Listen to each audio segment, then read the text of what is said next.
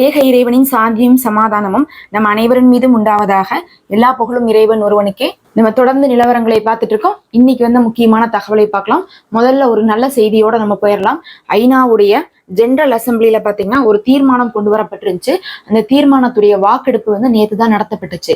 எதுக்காக அந்த வாக்கெடுப்பு அப்படிங்கிறதை நம்ம பார்த்தோம்னா, இரு நாட்டு தீர்வுக்காக ஒரு அமைதி மாநாடு ஒண்ணு நடத்தணும் அப்படிங்கிறதுக்காக இந்த ஒரு தீர்மானத்தை வச்சாங்க. கவனிச்சுக்கோங்க, இரு நாட்டு தீர்வு வரணுங்கிறதுக்காக ஒரு அமைதி மாநாடு. அந்த அமைதி மாநாட்டை நடத்துறதுக்கே ஐநால தீர்மானத்துக்கு போயிட்டு தான் அது என்ன ஆகுது, உங்களுக்கு ஓட்டெல்லாம் போட்டு வருது. அப்படி நேற்று தீர்மானத்துக்கு போட்ட போது நிறைய நாடுகள் ஆதரவாக வாக்களிச்சிருக்காங்க. கிட்டத்தட்ட ஒரு 147 நாடுகள்லாம் எங்களுக்கு சம்மதம் தான், இரு நாட்டு தீர்வு வரட்டும், அதுக்காக ஒரு மாநாடா நீங்க நடத்துங்கன்னு சொல்லிட்டு என்ன பண்ணிருக்காங்கன்னா ஐநால வாக்களிச்சிருக்காங்க. அதனால அந்த தீர்மானம் சக்சஸ்ஃபுல்லா இருக்குது. அப்படின்னா என்ன ஆகுனா, இன்னொரு 2-3 மாசத்துல அநேகமாக ஜூன் மாசத்துல என்ன பண்ணுவாங்க, இந்த தீர்மானத்துக்கான மாநாடு நியூயார்க்ல கூட்டப்படலாம்னு சொல்லி இப்போது அறிவிச்சிருக்காங்க. அது ஒரு நல்ல முன்னேற்றமும் தான். ஏன்னா இந்த மாதிரி இரு நாட்டு தீர்வுக்கான மாநாடெல்லாம் நடத்துறாங்க அப்படின்னா ரொம்பவே உலகளாவிய லெவல்ல இந்த விஷயம் என்ன நினைப்பாங்கன்னா, இதை ஃபர்ஸ்ட் முடிச்சு விடுங்கப்பா, அவங்களுக்கு ஃபர்ஸ்ட் சுதந்திரத்தை கொடுத்தீங்கன்னா எல்லா பிரச்சனையும் ஓஞ்சு போயிடும். நீங்க அவங்களுக்கு சுதந்திரத்தை கொடுக்காதனாலதான் இப்ப உலக நாடுகளே பிரச்சனையில இருந்துட்டு இருக்காங்க. அதனாலதான் ஏமன்ல இருந்து என்ன பண்றாங்க, கப்பல்களை எல்லாம் முடக்கிட்டு இருக்காங்க. அதுக்கப்புறம் என்ன ஈரான் அடிச்சிட்டு இருக்காங்க, லெபனான் அடிச்சிட்டு இருக்காங்கன்னு சொல்லிட்டு எல்லாருமே அந்த ஏற்றத்தாழ்வுலாம் வருது. அங்கிருந்துதான் எங்களுக்கு என்ன ஆகுது, எக்ஸ்போர்ட் ஆயிட்டு இருக்க ஆயில்லாம், அந்த ஆயிலுடைய விலையெல்லாம் எச்சாயிட்டு இருக்குன்னு சொல்லிட்டு எல்லா உலக நாடுகளும் என்ன நினைக்க ஆரம்பிப்பாங்கன்னா, இவங்களை முதல்ல சுதந்திரத்தை கொடுத்துடணும்னு சொல்லிட்டு வாக்களிக்கிறதுக்கான வாய்ப்பு இருக்கு. அப்படி எல்லா நாடுகளுமே அந்த மாதிரியான மனப்பான்மைக்கு வரும்போது அது என்ன ஆயிரும்னா, இஸ்ரேலுக்கு ஆப்போசிட்டா போயிரும். இஸ்ரேல் என்ன ஆயிடுவாங்க, தனியாயிருவாங்க. அதை யாரெல்லாம் இஸ்ரேலை சப்போர்ட் பண்றாங்களோ அவங்களே எப்படி பார்ப்பாங்கன்னா, இவங்களாம் என்ன ஈவிரக்கமே இல்லாம இருக்காங்க, உலகமே சுதந்திரம் அடைஞ்சிட்டு இருக்கு, ஒரு பாலஸ்தீன நாட்டுக்கு அவங்கள்ட்ட இருக்கக்கூடிய இடத்தெல்லாம் புடுங்கி வச்சுட்டு கூட மீதம் இருக்கக்கூடிய இடத்துக்கு கூட இவங்க சுதந்திரத்தை கொடுக்க மாட்டேங்கிறாங்க அப்படிங்கக்கூடிய அளவுக்கு என்ன ஆயிரும், அவங்க மேல ஒரு கெட்ட பேர் வர காரணமா போயிடும். அதனால இந்த ஒரு தீர்மானம் அப்படிங்கிறது வெற்றியானது ரொம்ப சந்தோஷமான நிகழ்வு தான். எல்லாமே பாத்தீங்கன்னா பாலஸ்தீன விஷயத்துல நாம நினைக்கிற மாதிரி எடுத்துன்னு நடக்காது, படிப்படியாதான் போகும். நாமளும் வருஷமாச்சு எல்லாரும் கேட்கலாம், 40,000 பேர் இறந்துட்டாங்களே, 45,000 பேர் இறந்துட்டாங்களே, இத்தனை பேர் இறந்துட்டு இருக்காங்க, இன்னுமா இவங்க முடிவு பண்ணிட்டு இருக்காங்க, இப்பதான் மாநாட்டுக்கே தீர்மானம் பாஸ் ஆயிருக்கா அப்படின்னு நீங்க கேட்கலாம். ஆனா அங்க பார்க்கும்போது வீட்டு அதிகாரத்தோடு அமெரிக்கா இருக்கும்போது அவங்களுக்கு முழு பக்கபலமாக மற்ற நாடுகளும் இருக்கிறாங்க. இஸ்ரேலும் பல முடக்கடிகளை கொடுத்துட்டு இருக்காங்க. அதை மீறி பாலஸ்தீன விஷயத்த ஒவ்வொரு படிக்கட்டா ஏறி போகிறதுக்கே பார்க்கும்போது ரொம்ப சிரமமான நிகழ்வாதான் இருக்குன்னு நம்ம சொல்லணும். அதுல இன்னொரு சந்தோஷமான விஷயத்தையும் இன்னைக்கு சொல்லணும். அது பாத்தீங்கன்னா நெத்தனியாவுக்கு சீக்கிரமே அரெஸ்ட் வாரண்ட் வரப்போகுதுன்னு சொல்லலாம். நெத்தனியாகு மேல ஊழல் வழக்கு இருக்குது அப்படிங்கிறது எல்லாருக்கும் தெரியும். அவர் நிறைய ஊழல் பண்ணியிருக்காரு, மாட்டிக்கிட்டாரு. அதுக்கப்புறம் என்ன பண்ணிட்டாங்க, வழக்குகள் போடக்கூடிய நேரத்துலதான் கரெக்டா காசாவுடைய சண்டை ஆரம்பிச்சிச்சு, அந்த அக்டோபர் 7. அதுக்கப்புறம் என்ன பண்ணிட்டாங்கன்னா, இதவே காரணமா காமிச்சு நெத்தனியாகு திசை திருப்பி இப்ப போர் வந்துருச்சு, இனி வழக்குகளை என்ன பண்ணக்கூடாது, போர் நிக்கிற வரையும் நீங்க விசாரணையே கொண்டு வராதீங்க அப்படின்னு சொல்லிட்டு என்ன பண்ணியிருந்தார், நிறுத்தி வச்சிருந்தாரு. அப்படி விசாரணை வந்தா என்ன ஆகும்னு கேட்டா, அவர் ஊழல் செஞ்சாருதான், அவர் ஒரு குற்றவாளிதான் அப்படிங்கக்கூடியது நிரூபிக்கப்பட்டா அவங்க எங்க போவாங்க, ஜெயிலுக்கு போவாங்க. ஜெயிலுக்கு போனா என்ன ஆகும், அவங்களுடைய ஆட்சியை யாருக்காவது கொடுத்துட்டு போக வேண்டிய நிலைமை வரும். அப்படி அவர் இருக்கக்கூடிய இடத்துல யாருக்கு ஆட்சியை கொடுத்தாலும் சரி, ஆட்சியில என்ன பண்ணிடுவாங்க, எதிர்கட்சிகள் ஏதாவது ஒரு கோல்மால் வேலை பண்ணி கவுத்து விட்டு முதல்ல இருந்து என்ன பண்ணுவாங்க, எலெக்ஷனை ஆரம்பிச்சுட்டுருவாங்க. இதுதான் பொதுவா எல்லா இடத்துலயுமே நடக்கக்கூடிய விஷயம். அப்படி நடந்துடக்கூடாது அப்படிங்கறதுக்காக தான் நெத்தனியாக என்ன பண்ணிட்டு இருக்காரு, தொடர்ந்து போரை செஞ்சுட்டே இருக்காரு.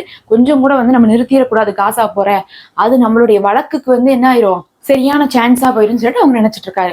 இந்த நிலைமையில தான் இப்ப என்ன பண்ணிட்டாங்கன்னா, அவங்களுடைய கவர்மெண்ட் எத்தனை நாள் தான் இதே காரணத்தை சொல்லுவீங்க, 1.25 வருஷமாச்சு, நீங்க வாங்க முதல்ல, இந்த மாசம் உங்களுக்கு விசாரணை இருக்குன்னு சொல்லிட்டு அறிக்கையை கொடுத்துட்டாங்க. அதுக்கு இவங்களும் என்னென்னமோ பேசியிருக்காங்க, எக்ஸ்கியூஸ் எல்லாம் கேட்டிருக்காங்க.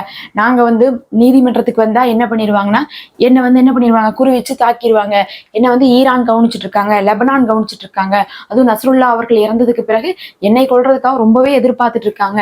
இந்த பக்கம் காசால இருந்தும் என்ன பண்ணுவாங்க, கவனிச்சு நான் கரெக்டா நீதிமன்றத்துக்குள்ள வரும்போது அவங்க தாக்கிடுவாங்க, அப்புறம் எனக்கே உயிருக்கு பாதுகாப்பு இல்லாம போயிடும் அப்படின்னு தான் இத்தனை நாளா நெத்தனியாகு சொல்லிட்டு இருந்தாரு. அதுக்குதான் அவங்க என்ன சொல்லிட்டாங்கன்னா, பங்கர்ல நாங்க என்ன பண்ணிருக்கோம், ஒரு நீதிமன்றத்தை அமைத்தாச்சு, இனி மேல நீதிமன்றத்துல வச்சு நடத்த முடியாது, வருஷக்கணக்கா இனி எல்லாரும் பங்கருக்குள்ளதான் இருக்க வேண்டிய நிலைமை இருக்குங்கிறதுனால பங்கர்ல நீதிமன்றத்தை அமைச்சாச்சு. அந்த பங்கர்ல இருக்கக்கூடிய நீதிமன்றத்துக்கு தான் உங்களை கூப்பிடுறோம். அதனால உங்களுக்கு சேஃப்டி பிரச்சனை எல்லாம் இல்லவே இல்லை, நீங்க பங்கருக்குள்ளேயே கோர்ட்ல வந்து என்ன பண்ணுங்க கேஸ் அட்டன் பண்ணிருங்க அப்படின்னு சொல்லிட்டு இன்னைக்கு சொல்லியிருக்காங்க. ஒட்டுமொத்த இஸ்ரேலும் பாத்தீங்கன்னா இதுவரையும் வந்து பங்கர் கட்டி வச்சு அங்க போய் என்ன பண்ணாங்கன்னா ஒளிஞ்சிட்டு தான் இருந்தாங்க. ஆனா வந்து நெத்தனியாக என்ன பண்ணாரு, பங்கர்ல தான் வந்து அவங்க மீட்டிங் எல்லாம் வந்து இப்போ ஒரு 6 மாசமாகவே எப்ப வந்து லெபனான் தாக்க ஆரம்பிச்சாங்களோ, அதுவும் ஈரான் தாக்க ஆரம்பிச்சாங்களோ அப்ப இருந்தே அவங்க பங்கர்ல தான் ஒளிஞ்சிட்டு இருக்காங்க. அதுலயும் நஸ்ருல்லா அவர்களை கொண்டு போய் பங்கர் பிளாஸ்டர் பாம்லாம் போட்டுட்டு வந்துட்டு இவங்க ஒன்றும் தைரியமாலாம் இல்ல, இவங்களும் என்ன பண்றாங்க, பயந்து ஒளிஞ்சிட்டு தான் இருக்கிறாங்க, பங்கருக்குள்ளதான் ஒளிஞ்சு இருந்துட்டு இருக்காங்க. அமைச்சரவை கூடுது, அதுக்கப்புறம் கேபினெட் மீட்டிங் நடக்குதுன்னு சொல்லிட்டு எல்லாமே அங்கதான் நடந்துட்டு இருக்கு. இப்ப என்ன ஆச்சுன்னா நீதிமன்றமும் அங்கேயே வச்சுட்டாங்களாமா. வேற யாருக்காகவும் இல்ல, நெத்தனியாவுக்காக தான். உங்களை முதல்ல விசாரிச்சு கொண்டு போய் ஜெயில வைக்கணும், அப்படி வச்சாதான் எங்க நாடே உருப்படுன்னு சொல்லிட்டு இப்ப நீதிமன்றத்துல இருந்து அப்படி ஒரு நோட்டீஸ் வந்திருக்குது. இந்த மாசம் அவங்க போய் அட்டன் பண்ணும். அப்படி வந்து நெத்தனியாக அட்டன் பண்ணி அது வந்து கண்டிப்பா வந்து இவர் ஊழல் செஞ்சிருக்காருன்னு சொல்லிட்டு நிரூபணமானா கைதி ஆவாரு. அப்படி கைதியானா என்ன ஆவார்னா உடனே வந்து ஆட்சி மாற்றம் வர்றதுக்கு வாய்ப்பு இருக்கு. வெளியே ஐசிசி என்ன பண்ணிட்டாங்க, அவங்க ஒரு அரசு வாரண்ட் கொடுத்தாங்க. ஆனா அப்பா கூட வந்து பாத்தீங்கன்னா அது இஸ்ரேலுக்குள்ள இருக்கிறவரையும் நெத்தனியாக ஒன்றும் ஆகாது, ஐசிசியுடைய தீர்மானத்துல எல்லாம் கையெழுத்து போட்ட டையப்பா இருக்கக்கூடிய நாடுகளுக்கு வந்தா மட்டும்தான் அவர் கைது செய்யப்படுவார்னு இருந்துச்சு. ஆனா இந்த ஊழல் வழக்குல பார்த்தா இது இஸ்ரேலுடைய கவர்மெண்டே எடுத்து நடத்துறதுனாலையும் அவங்களுடைய எதிர்கட்சி வந்து அழுத்தம் கொடுக்கறதுனாலையும் என்ன ஆகுனா அவங்க நாட்டுக்குள்ளேயே அவருக்கு வந்து கைதி வாரண்ட் கொடுத்துட்டாங்கன்னா அவங்க தப்பிக்கலாம் முடியாது, கண்டிப்பா வந்து அரெஸ்ட் பண்ணிடுவாங்க. இன்னைக்கு அப்படி ஒரு செய்தியும் வந்திருக்குது. அதே நேரத்துல இன்னொரு அறிவிப்பு வந்து இஸ்ரேலே கொடுத்திருக்காங்க. என்ன அறிவிப்புன்னு பார்த்தா, முதல்ல யார் யாரெல்லாம் வெளிநாட்டுல இருக்கிறீங்களோ இப்ப இஸ்ரேலை சேர்ந்த சோல்ஜர்ஸ் எல்லாம் கொஞ்சம் கிளம்பி வந்துருங்க அப்படின்னு இருக்காங்க. எதுக்கு, சண்டை போடுறதுக்கான்னு கேட்டீங்கன்னா சண்டை போடுறதுக்கு கிடையாது. நீங்களா வெளியே இருக்கிறீங்களே, ஐசிசில வந்து இப்ப நம்ம மேல தீர்ப்பு வந்துச்சு. தீர்ப்பு வந்ததுல வெறும் நெத்தனியாக மேல மட்டும் வரல, அங்க இருக்கக்கூடிய ராணுவ அதிகாரிகள், ராணுவத்துல இருக்கக்கூடிய நிறைய பேத்து மேலையும் வந்திருக்காமா. ஏன்னா அவங்களுடைய சோசியல் மீடியா பேஜ்ல என்ன பண்ணிருக்காங்க, நாங்க இதை பண்ணிருக்கோம் அதை பண்ணிருக்கோம் சொல்லிட்டு காசால அழிவை ஏற்படுத்தி அதை பெருமையாக போஸ்டா வச்சிருக்காங்க. நிறைய வீடியோ போட்டிருக்காங்க, நிறைய விஷயங்களை வந்து அவங்க பண்ணிட்டே இருந்திருக்காங்க. அதெல்லாம் நம்ம வந்து இந்த 1.25 வருஷத்துல பல விஷயங்கள் பார்த்திருப்போம். வீடுகளை அழிக்கிற மாதிரி, குழந்தைகளுடைய பள்ளிக்கூடங்களை அழிக்கிற மாதிரின்னு சொல்லிட்டு ஒன்னொன்னே ரசிச்சு ரசிச்சு செஞ்சிருப்பாங்க. வீடியோவா போட்டு ரொம்ப பெருமைப்பட்டு இருப்பாங்க. பத்தாவதுக்கு ஆண்களெல்லாம் என்ன பண்ணாங்க, அவர்களெல்லாம் கண்களெல்லாம் கட்டிட்டு போய் மனிதாபிமானம் இல்லாம நடந்து கொண்ட விதமெல்லாம் வந்து பாத்தீங்கன்னா நம்ம வீடியோல பார்த்தா தெரியும். அதை வந்து இவங்க போட்டிருக்கிறதுனால அதனால ராணுவ அதிகாரிகள் மேலேயும் வந்து என்ன ஆயிடுச்சு, வழக்குகள் வந்திருக்குது. அவங்களையும் வந்து அரெஸ்ட் பண்ணிடுவாங்க. அப்படிங்கறதுனால நீங்க எந்த நாட்டுல இருந்தாலும் கிளம்பி வந்துருங்க. ஐசிசியோட டைப்ல இருக்கக்கூடிய நெதர்லாந்து ஆகட்டும், இன்னும் வந்து ஸ்லோவேனியா, இன்னும் பல நாடுகள் பேரெல்லாம் சொல்லி அங்க இருக்கிறவங்க எல்லாம் கொஞ்சம் கிளம்பி வாங்க. பத்தாவதுக்கு இங்க இருந்து யாரும் இனிமேல் வந்து வெளிநாட்டுக்கே போகாதீங்க. சோல்ஜர்ஸ் எல்லாம் லீவு டூரு எங்கேயுமே போகாதீங்க, இங்கேயே கெதின்னு உட்காந்து கிடங்க, இல்லாட்டினா போனா என்ன ஆயிரும், உங்களை அரெஸ்ட் பண்ணிடுவாங்கன்னு சொல்லிட்டு இன்னைக்கு அப்படி ஒரு அறிவிப்பு வந்து இஸ்ரேல் தரப்புல இருந்து கொடுத்திருக்காங்க. இவங்க செய்யறது நியாயமான காரியமா இருந்தா இவங்களுக்கு இப்படி ஒரு நிலைமை வந்திருக்குமா? ஐசிசியுடைய தீர்ப்புல பெரிய மாற்றம் என்ன நடந்திருக்குதுன்னு பார்க்கும்போது வெளிப்படையா யாரும் கைது ஆகல, இல்ல ஜெயிலுக்கு போல, தண்டனை வரல, போர் ஓயில, எல்லாமே உண்மைதான். ஆனாலும் மறைமுகமா பார்க்கும்போது இவங்கனால சுதந்திரமா இருக்க முடியாது, இவங்க ஒரு குற்றவாளி அப்படிங்கக்கூடிய ஒரு முத்திரையை குத்திருக்காங்க. அது கண்டிப்பா வந்து தேவைப்படுது. இதெல்லாம் நம்ம வந்து இஸ்ரேல் சம்பந்தமாகவே பார்த்துட்டு இருக்கோம்.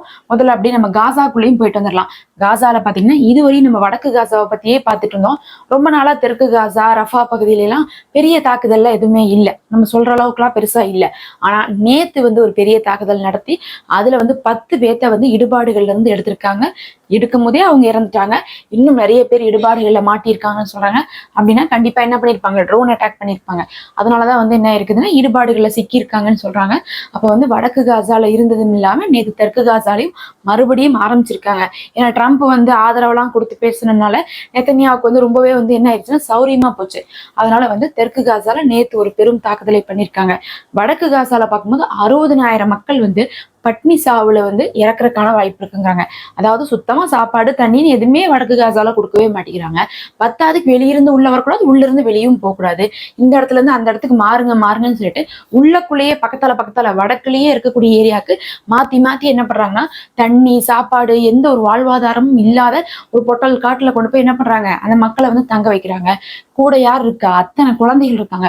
குழந்தைகளும் பெண்களும் என்ன பண்றாங்க, தொடர்ந்து இறந்துட்டே இருக்காங்க. 60,000 பேர் பட்னி சாவுல வந்து வடக்கு காசால இறக்குற அளவுக்கு வாய்ப்பு இருக்குன்னு சொல்லிட்டு கவர்மெண்டே சொல்றாங்கன்னா அங்க எந்த அளவுக்கு வந்து அந்த மக்கள் எதுவுமே இல்லாம, வாழ்வாதாரமே இல்லாம கஷ்டப்பட்டுட்டு இருப்பாங்கன்னு பார்க்கணும். சுத்தமா அங்க சமைக்கிறதுக்கும் இடம் இல்லை, சாப்பிட்றதுக்கும் பொருள் இல்லைன்னு தான் நம்ம சொல்லணும். அவ்வளோ ஒரு கொடுமையான நிலைமை. அது இல்லாம அங்க போராளிகள் தொடர்ந்து சண்டை போட்டுட்டு இருக்காங்க. நேற்றைய ஒரு தினம் மட்டும் வந்து பார்த்தா ஒரு D9 புல்டோசர் ஒரு மெர்காவாக்களை வந்து அவங்க தாக்கியிருக்காங்க. அது இல்லாம துப்பாக்கி சூடுலையும் வந்து ஈடுபட்டு இருக்காங்க. இப்ப இஸ்ரேல் வந்து பார்த்தா ரொம்ப மும்முரமாக என்ன பண்ணிட்டு இருக்காங்கன்னா, காசாவுல வந்து பல பகுதிகளை வந்து அடக்குமுறை பண்ணிட்டு இருக்காங்க.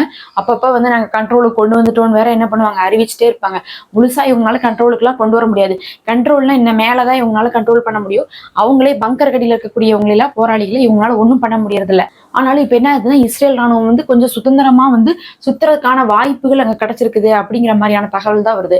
அதாவது இவங்க வந்து நிறைய இடத்த வந்து பிடிச்சிருக்கிற மாதிரியும், நிறைய இடத்த வந்து ஆக்கிரமிச்சு வந்து மக்களை வெளியேற்றி கொண்டே இருக்கிற மாதிரியுமான தகவல்கள் தொடர்ந்து வந்து கொண்டே இருக்குது. இதெல்லாம் தான் அங்கிருந்து வந்த முக்கியமான செய்திகள். நம்ம அடுத்த ஒரு காணொலியில நம்ம சிரியாவை பத்தியான தகவல்கள் வந்திருக்குது. அதை பற்றி வந்து நம்ம முழுமையாக பார்க்கலாம். மறக்காம சப்ஸ்கிரைப் பண்ணிக்கோங்க. தொடர்ந்து இணைந்திருங்கள்.